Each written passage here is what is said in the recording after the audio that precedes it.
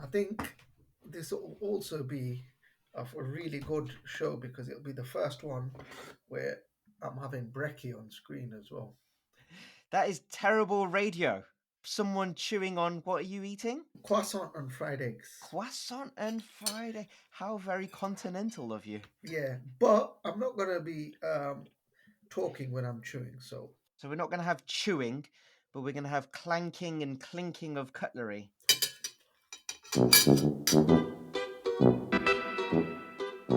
Welcome to A Different Corner, a fantasy football podcast. Now, it's been a long time since we've been here. Our winter break went a bit longer than we'd hoped, but that's life. But we're back, and I'm, of course, joined by Dr. Luman Ali, who has been distant from me from this podcast, distant from me geographically, distant from me this week because you're going away soon, Lumen, and distant from me, importantly, in fantasy football. Lumen, how are you? I'm good, thanks. Really good. Good to see you. Good to be back.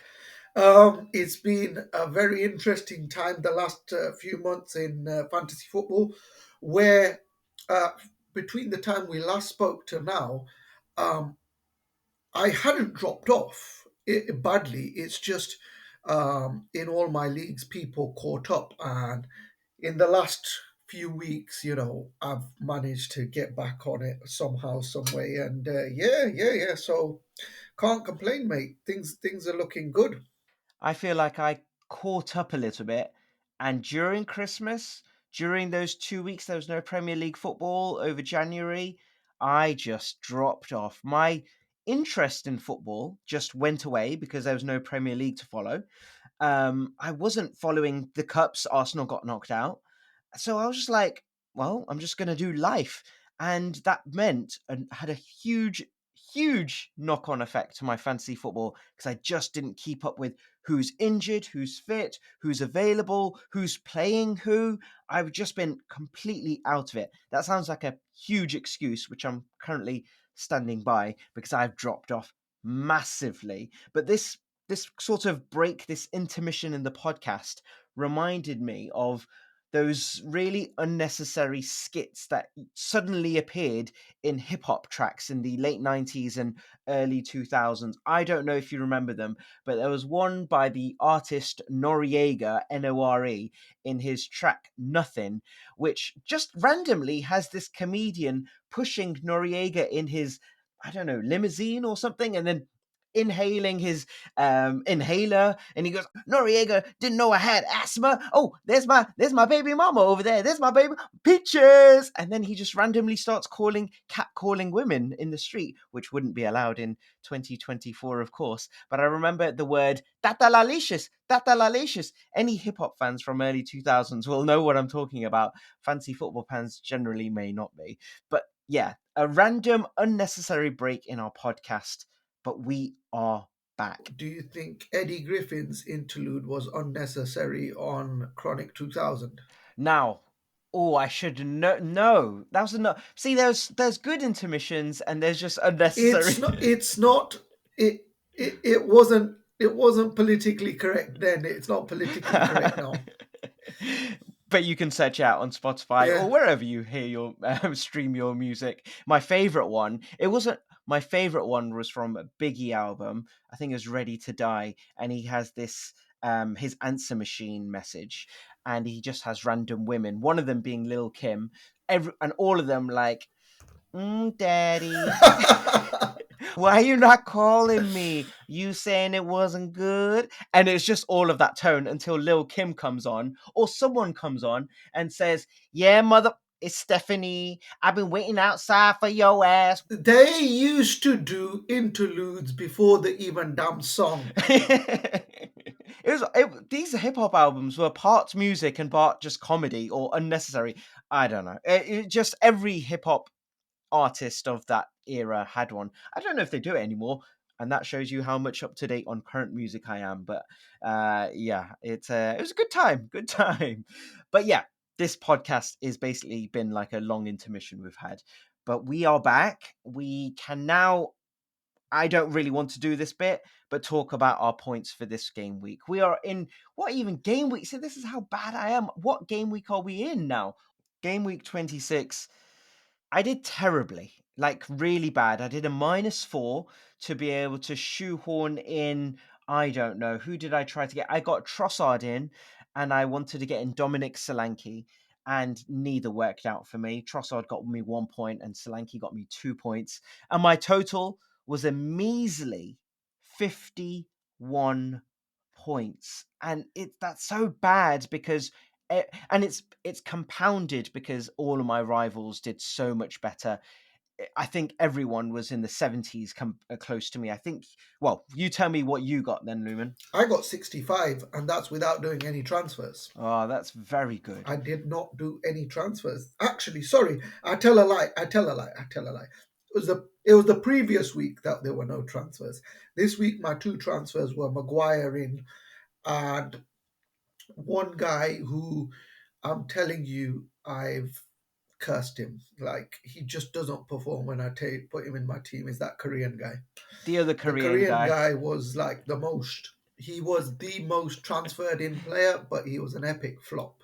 And when you see some of the returns that some of the other midfielders got, Havertz, Douglas Luiz and my guy Jared Bowen. We'll talk all about him later. But yeah, so 65, can't complain. Um, you know, um, so yeah, Let me go through my points very quickly. Who got me points? Dan Burn managed to get an assist, got me 4, which is something. Nathan Ake got a clean sheet. Saka, who I've been reliant on for the last few weeks, got me 10. One thing I did do well was I captained well, I suppose, with Ollie Watkins, and he saved me something with 18 points because he was my captain. Haaland got me an assist. Otherwise, twos and ones everywhere. And I was a bit gutted actually because I thought a goal and an assist from Ollie Watkins should have meant 3 point bonus. I got zero bonus. Zero bonus. Unbelievable. I appreciate Douglas Luiz got the bonus points there, but I thought at least two, but nothing for Ollie Watkins, which would have given me something else. But yeah, a measly 51. I'm not doing well. And this follows as well weeks of just poor performances, really, because the week before, I should mention, I triple captained and I triple captained Erling Haaland. I've wasted it. 1 goal in 2 games from Erling Haaland on a double game week. Terrible. And yeah, I've just been doing badly. Pants few weeks. uh, oh man, I'm glad you mentioned that triple captain because I cannot tell you how interesting it was last week where everybody triple captained him. I was the only person that I know of. I mean, every single person in every league triple captained him. I didn't triple captain him. And what's interesting is, even though I captained him, I was rooting for him to fail. Of course, you were going to, because now where does that put you? Obviously, everyone else got that 30 points, which is terrible from a triple captain. But now, do you feel like you've got sort of like well, you've got an extra chip, but you're almost checkmating everyone because you know you can use it on the next double game week for whoever that may be. I don't even know if there's many coming up, but I imagine Liverpool have got one because they didn't have a fixture this week, so they've probably got one, and that is prime Salah use of chip, surely. So how do you feel having that extra weapon that almost, well, no one in your leagues does? I feel like, I'm going to a chippy tea with my chips and just eating good. I just need to make sure that they pay off because, right now, it's just a case of I should be further ahead, but what's killing me is the captaincy choices. Like the captain, Mm, when I'm brave, it doesn't pay off, and when I'm not brave, it doesn't pay off. So I need the captaincy choices to pay off for me sooner rather than later. But what was fascinating this week, absolutely fascinating this week, was the amount of goals scored by defenders. mm. So this week we had Chris Richards, for Crystal Palace. He scored and got a clean sheet. Right. Calvin Bassey, he scored, no clean sheet. We got Lewis Dunk of Brighton. He scored as well. And then there were two other players that scored. Neither of them kept clean sheets. Hmm. Hmm. Jaron Branthwaite and Harry Maguire, both of whom are in my team. So that was a very big bonus for me. Apart from that, Saka continued to perform for me. Foden continued to perform for me, and the usual Watkins and Haaland. But it's the differentials that did it for me this week. And I'm back to a respectable 70,000 now. Respectable 70,000 in out of 10 million players. It's still. How's your mate doing? Who was like 150th or something like that? I was just about to mention him. He had the worst game week ever this week. He got 40 points, right? Terrible, right? And the week before, Oh gosh. he got 80. So in game week 24, he got up to 97 in the world. Wow. Gosh. 97. After that, he's gone from two. He's gone down to 254, and now he's on 1094, courtesy of a couple of not great weeks. Goodness. Okay. But yeah, Still unbelievable. Still unbelievable. Yeah, we're now back as a podcast, but also who else is back? Is Jared Bowen. Is he back? That's what I want to ask because we're recording this the day after he scores a hat trick. After, well, for his standards this season, Jared Bowen's last few months have been bad. I'm looking back since game week 20, we're now in 26, he has blanked every week. And then all of a sudden, a hat trick yesterday. Is Jared Bowen back? You were a big fan of his. You had him right at the start of the season and you were reaping the rewards. Is he coming back to your team? possibly. Now, what it is, I did the old. You know what? This guy's been golden for me. He'll stay golden. But in the end, I just saw, you know Mm, what? I have to do something here, and it's part of the reason why I started climbing back up again is by dropping him and getting in players who are more productive, like Diogo Jota. I think mm, people weren't paying close attention to West Ham.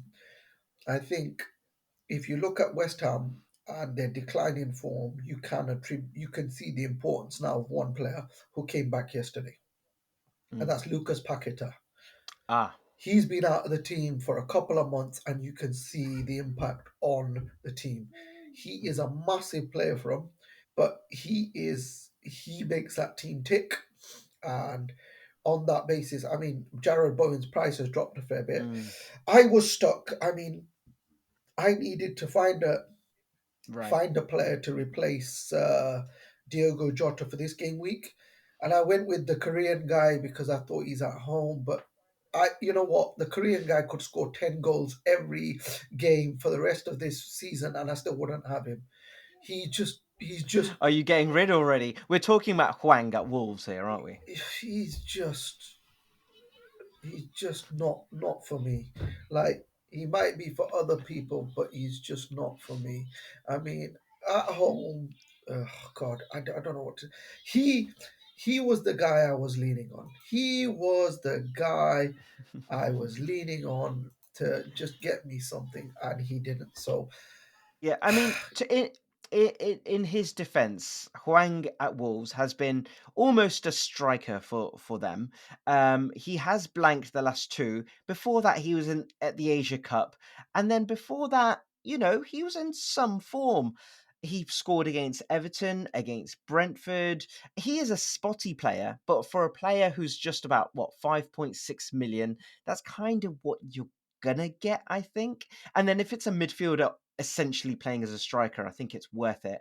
But he's out of your team straight away. Is that what you're saying to me? I'm saying to all the parents out there who'll understand what I'm gonna say. For this spotty player goes back in the spotty bag. If you know, then you know. Moving towards a different midfielder, we have got to talk about Bukayo Saka and his form, Lumen. Three double digit returns in the last three games, then a 9, and then a 10 before that.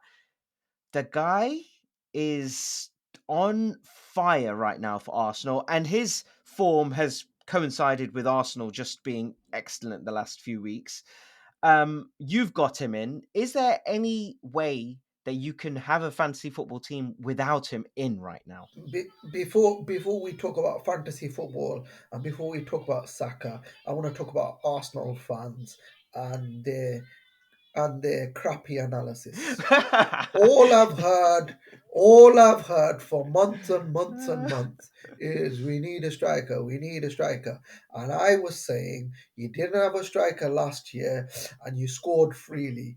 And it was like, oh no, they scored. We had three midfielders scored 15 goals. You can't expect them to do the same. And I was like, okay, forget 15. Even 7 or 8 will help. And sure enough, that's what's happening. It's just in the first half of the season, the midfielders weren't putting their chances away. Now they are. Yeah. Yeah. Where's all the striker talk now? I don't hear Tony's name. Yeah. I don't hear loads of names. So, very fickle this whole thing is. But yeah, Saka is essential. He is essential. He is goal scoring. I mean, look, I was going to say assisting, but actually, he's not assisting at all. He is just scoring lots of goals at the minute. Interestingly, he's not finishing matches. He is playing 75, 68, 66, 78. He's not finished a 90 for a long time. So I think As he's far as fantasy football is concerned, it's 60 minutes. That's it. yeah. That's it. Yeah, once he gets past that mark, yeah, to be fair, if Arsenal were drawing or losing, he's going the whole 90, basically. Yeah, certainly. Is there anything more painful than a team keeping a clean sheet and a player getting subbed in the 58th, 59th minute? I know, it's It's pretty, happened to that is me a before. wonder. And it's what, what do you make of Arsenal, the title race, just while we're here? Arsenal have been the form team the last few months or few weeks, a month and a bit, maybe. Before that was Liverpool. We're all, Man City have now got their two big guys back. I mean, where are you seeing it? But Liverpool are right in there. And since our last one, Klopp has announced he's retiring. Is that the extra urgency they need to actually go and grab this title? I think if we break down each team, Liverpool, what's going to kill Liverpool is the injuries in the Europa League. Sooner or later it catches up with you. Europa League, there's just, the traveling Thursday, Sunday, it's going to catch up to Mm, us. Um, mm, even players who don't play, even if you rest teams, let's say for example you've got Mo Salah and he's not traveling, sorry, he's mm, traveling but he's not playing. That travel alone kills all of these players. It messes mm, around with body clocks, all of this kind of stuff. And I've been saying it all season. Teams that are in the Europa League, their league performance suffers. And we've got lucky because our youngsters and our reserves have dug deep and just got us out of holes, but it can't carry on like this forever. So I think we'll fall short because of that. Arsenal, if you asked me a couple of months ago, I would have said they've got no chance. mm, I still think, they'll fall short. I can't get over how they collapsed last season. The thing mm, about Man City is they're not as good as last season, but they're still in it, mhm. which shows how good they are and how the rest haven't taken advantage. Man City, I mean, talking about fantasy football terms, my question is what do you do with Haaland? We know he's the most expensive player in the game. We know what he's capable of doing. But the last few weeks, he's had some chances, and you're like, wow, how is that not hitting the net? Like, missed for his standards fairly badly. Um, is there even a question mark when we get Salah back in on full 90s again, when Son is back in, which we know Son and Spurs are going to come back again. Well, I think so anyway. And then you've got De Bruyne, you could spend some money on your defense maybe. Is there a world where you could maybe think, actually, I'm only getting maybe a goal from Haaland where I could get double digits elsewhere. I think you're going to be very brave, like our pal Will Weston was, to drop Haaland and reap the Yeah. rewards. I think the question about Haaland is still the same as it always is, which is you've got to be prepared to miss out certain weeks when he pulls it out the bag. But yeah, of course, there's an Mm. argument to be. I mean, you just got to look at Mr. Will Weston. I mean, the guy. In fact, do you know what's ironic about Will Weston? What's really ironic? He got to Mm. 97th in the world without Haaland. Well, there you go. He's dropped in the last Yeah. 2 weeks since he brought Haaland back in. Wow. He Wow. that honestly, that's how he's dropped. Well, there's the correlation, isn't there? There is a correlation there. Potentially a fancy football team without Haaland. It sounds strange to say because it sounds counterintuitive, but you spend a lot of money and you have to sacrifice players elsewhere. You have to sacrifice players elsewhere. But from Haaland to Hoyland, Lumen, Man United all of a sudden came into quite a bit of form over the time that we were away. Then somehow fought at home to Fulham. 2-1. Fulham were good, though, I got to say, from looking at the highlights. But it couldn't help but think Man United without Hoyland and they lose. What do you think about Hoyland as a 7.2 million pound striker? Obviously, he didn't play against Fulham, but before that, 2 goals, then 1 goal, then 1 goal. He scored one, two, three, four, five, 6 games running. And then he had a blank, and then he scored before that. So out of what seven, sorry, two, four, 8 game weeks, he scored 7 times. That is pretty impressive. And also, now that he's found his groove, should he be going in teams at that price range? A lot of teams should consider him. If we start on the basis that Haaland and Watkins are almost automatic, right? Mm-hmm. Then you've got a choice Yeah. of the following: Hoyland, Tony, Solanke. Some people have got Julian Alvarez in there, right? Mm-hmm. So, from my perspective, I didn't really miss out that badly because Tony got me some points. Not as many as Hoyland, but he Yeah. still got me some points. But Hoyland is definitely one to consider, especially if you want to do what I did, which is get Maguire in just to jinx them because they were getting above their station. So I needed to jinx them. And what happened? They lost. That was a perfect result for you. Maguire goal, but Man United defeat. But Hoyland is injured. It says on the game he's expected back middle of March. And Man United, they've got City next, so I'm not really looking at any Man United. But after that, they're not looking that bad. Everton at home, Sheffield United at home, Brentford away, Chelsea away. That's not bad fixtures for United. But I just think they're going to be without Hoyland, and I don't know if he's that huge a significant player for their style or anything, but I just think without that focal point, imagine they're going to be losing quite a few games in the next few weeks. I think, anyway. I'll tell you what I want to know, and I've been wanting to know Hmm. this. There's quite a few teams that got Dominic Solanke in this week, right? Now, Uh huh. I know what's happening week after next. Everyone knows it's not it's an open secret, right? It's a double But game week, it's a double game week, right? And I'd be surprised he's not in every single team around the world, right? of course. Yeah. And his price is going to increase. Um, what I want to know is why people got him in this week against City, which is not an easy game. So what's the thinking behind that? So I got him in. I was mulling it over because it was a -4. It was a last minute call from me, and the thinking was Man City have been conceding goals, so it's not like they are proper solid at the back. They're playing away, so Bournemouth were at home, and Dominic Solanke is very good, actually. So he was worth it. He was worth the shot, and he was pretty unlucky. They had to make I think it was one very very good Edison save that he made from him from a header, and I thought he's worth it. It's a tricky one against Man City, of course, but he was good for it, I think. And yeah, I was looking ahead. Burnley away next, Sheffield United at home, Luton at home next, and that's the double game week. Sheffield United and Luton. On the game, they've got their difficulty ratings. He's got the green 2 for the next 2, 4, 6, 7 games. So he's a kind of a long-term investment. That was my thinking behind Who it anyway. who? Here's a question for you. Who would you go for?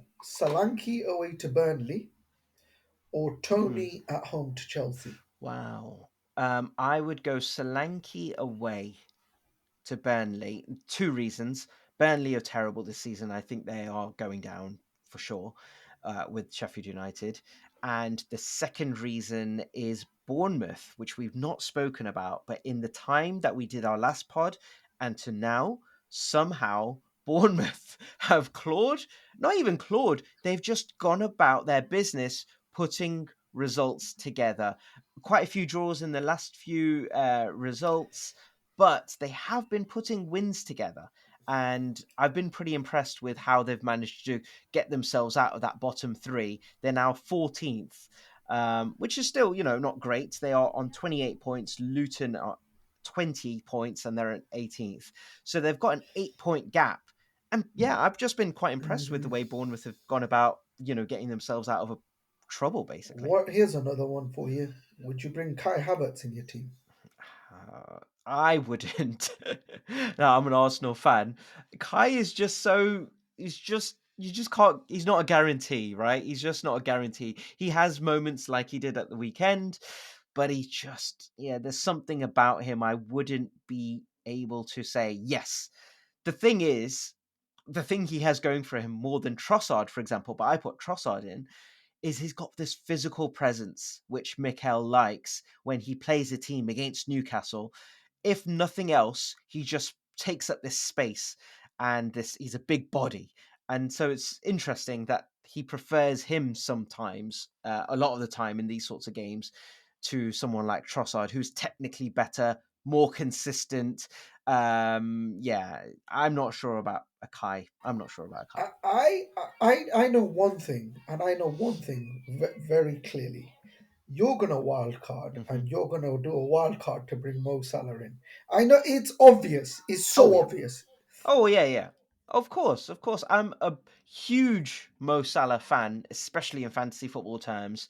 It's a no brainer. Kevin De Bruyne I've had here, and he's done nothing since he's come back. Nothing. I've had two zeros, a 2 and a 4 and a 5 from him. I thought, oh, I'm able to get something while Salah's just coming back. No, no, basically. So yeah, he's certainly coming in. Let me hit you up with a fact. The top Mm, player in fantasy football this year is Watkins on 170, Saka on wow. 169, Salah 167. So he's 3 points off the top place, and he's missed all those games.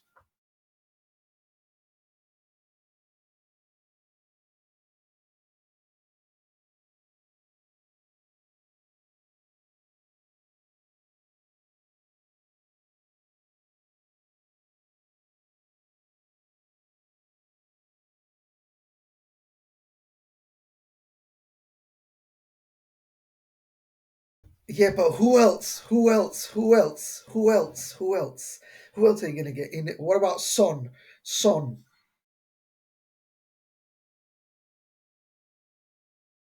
Provided.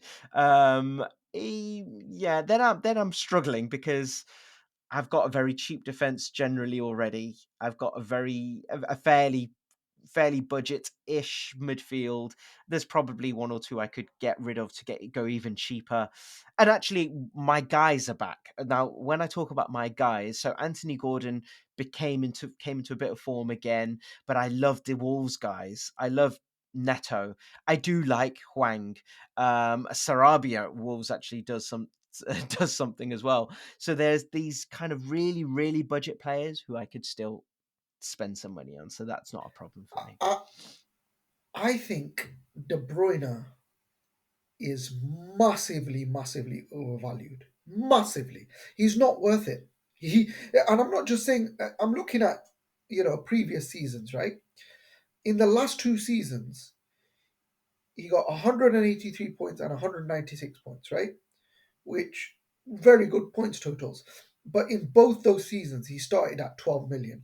If you compare that to Mo Salah, who's getting you at least 50 more points every year, right? It's a no-brainer. It's a no-brainer. He's just if the I think what would be a fair price range for De Bruyne is the same one that you've got for Son, which is between 9 and 10 million. Like De Bruyne is like stupidly priced. Whoever's coming up with those prices, I don't know what they're doing, but yeah, nah. I wasn't even tempted by De Bruyne because he came off the bench, I think, and he killed it, and everyone like, yeah, gotta get him in. But it's definitely not for me. I wanted to do a quick "Who am I" game. Okay, Lumen. Who am? And there's not many clues on this one. There's not many clues for this one. Who am I? I am under 6 million. I've got 9 goals and 4 assists, and I scored 14 points this game week. Douglas Luiz. Douglas Louise. My guy, how is he just. Yes, you're right. Douglas Louise. How has he managed to do this season? 9 goals. That is really impressive, I thought, from midfield for Aston Villa. It's 5.6 million. and when you see the teams that have had him this week, Mm. when you see the teams that have had him in this week, you just think, oh, that Korean guy has absolutely ruined my week, honestly, because I thought he's gonna do something at home and he didn't, and it was like bullseye all over again. What could you have won? If you look at the team of the week this week, right, it's midfielders with big returns, Yeah. right? Yeah. Team of the week: Bowen 20, Louise 15, Havertz 14, Jordan Ayew 13, Leon Bailey 12. You know, Considering Huang is the same price as Louise, it's kind of would have thought a no-brainer because Louise has been so good. 9 goals. I didn't realize that. It just came out of nowhere for me. And then finally, before we look ahead to next week's fixtures, this is of course a George Michael crossover fantasy football podcast. In the spirit of running with this theme, this feature is called "I'm Your Man." I'm going to give you 2 players. You have to tell me which one you would have in your team based on the next few fixtures as well. Just bear that in mind, okay? The first one is Ollie Watkins versus Dominic Solanke. oh, I'm gonna say both because I'm gonna try If you could only have one, Solanke. Solanke double game week. Solanke, just for the next few fixtures. Yeah, yeah, yeah. But you're right. Both is a good shout and it's probably a sensible thing to do. The next one, Pascal Gross, Brighton, or Ross Barkley at Luton, who has been tearing it up and somehow apparently been linked to a move to Man United. Apparently, Gross, definitely, because I don't have him and I regret not having him. Again, another guy I should have considered instead of that Korean guy. But yeah. Gross, definitely Gross. And then lastly, it was a quick one: Jared Bowen or Phil Foden. Oh, that's a tricky one. I've got Foden. I don't have Bowen. Yikes.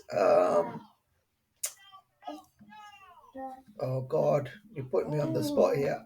I genuinely don't know, but I'm gonna go with Bowen because of the fixture list. Very good, very good. Okay, and talking of fixtures, so next week's fixtures, game week 27. Any standout fixtures? We got the Manchester derby. Surely that's a free for all. We talked about Haaland not being in any teams. I'm captaining him, no, but it's yeah. I would have thought that's going to be a popular move. There's only one fixture that stands out for me, and that's Monday night: Sheffield United, Arsenal. One team in the worst form, one team in the best form. You've got to have three Arsenal players in. You have to have three Arsenal players in. But this is Barclays. This is Barclays, isn't it? You know, it's an upset on the cards. Sheffield Nah, it ain't. United up It north, cold Monday night in it's March. gonna be a walkover. If Arsenal don't score at least 5 goals, I'll be shocked. I mean, considering how So a much they've Saka killed. captaincy? Again, it's what I said to you before. I've been stung badly when I've with captaincy. When I've been brave, it's not worked out. When I've not been brave, it's Mm. not worked out. So I think that run will continue. Liverpool away to Forest is also tasty. Mo Salah. Spurs are at home to Crystal Palace. That one is. Let me see. What? I mean, we've not heard anything from Son.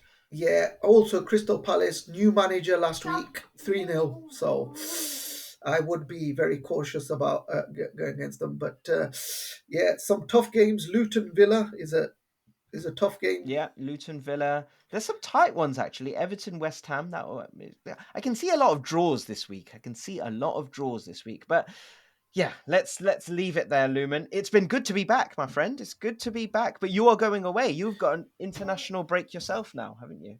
I do regrettably, in some senses, because I would have loved to have caught up next Tuesday. In fact, might be able to. Who knows? I might turn into Pitbull and become Mr. International. Mr. You know, International. it it, it could happen. Very good, very good. All right. Well, on that note, Lumen, good luck for game week 27. Of course, I don't mean it. But yeah, have a good trip, my friend, and I'll see you on the other side. I am looking forward. On what day is it? Saturday. The deadline is 1:30, 2:30 in the afternoon. Seeing your wild card. I cannot wait.